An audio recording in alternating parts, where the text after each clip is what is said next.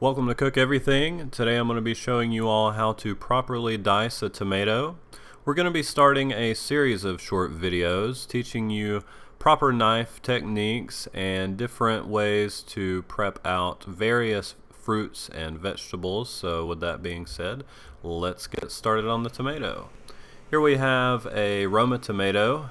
I like Roma tomatoes for knife work because they're firm, they're even in shape, and they produce a good result whenever you're trying to get even knife cuts. So we're going to start out by cutting it into quarters, and we do that by slicing it straight down the middle, and then with the two halves we also slice them straight down the middle.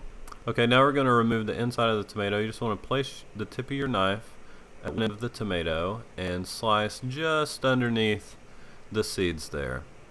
We're not really angling our blade down towards our cutting board. We're just getting it started there at the end and then holding it flat and pressing it firmly against the skin of the tomato. So again, with the tip of your knife, get up under the seeds there, press down firmly against the skin of the tomato and remove the seeds.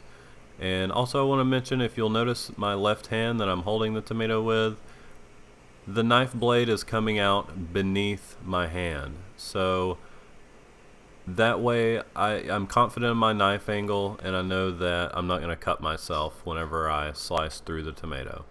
Okay, so line them up, skin side up, and how we're going to slice these first is we're going to be pulling the knife back with the tip of our blade touching our cutting board. So just like so, tip of our knife touching the cutting board and pulling straight back. Notice my left hand, the hand that I'm holding the tomato with, my fingertips are curved underneath or behind my knuckles, and my thumb is behind my fingertips. So this is the way you always want to hold any vegetable whenever you're prepping it out. You don't want your fingertips out there in the open because you will cut yourself. It's not a matter of if, it's just a matter of when. So just to create a little bit more room, I'm going to use my knife kind of as a scoop and move those tomato slices down and start on the last one, again pulling back with the tip of my blade touching my cutting board. Okay, next we're going to come with our knife the other direction, like so, and make our dices. So this time we're going to be using a slicing motion with the tip of our knife leading, and with two motions or two movements in one motion, we're going to be pushing the knife forward and down at the same time, and that is what is going to create the slicing motion. So as you can see here, leading with the tip of the knife, pushing the knife forward and down at the same time.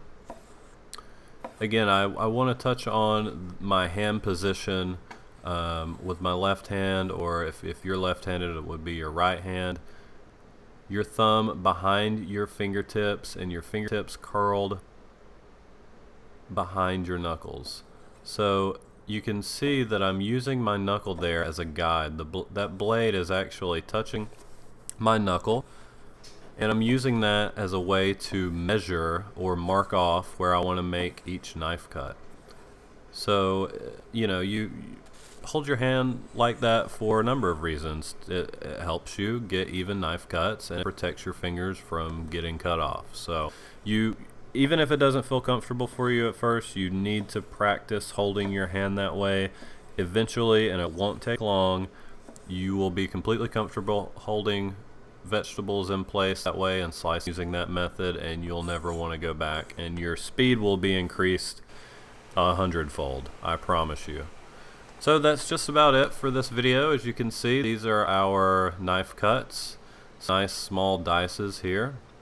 Didn't take very long at all. Of course I did edit the video, and I don't want to brag, but I did slow down a little bit as well so you guys could see what I was doing there. But it's not about speed. It really isn't. It's about creating a delicious, memorable dish for whoever you're cooking for, whether it's yourself, your family, somebody you like, somebody you love, somebody you want to impress.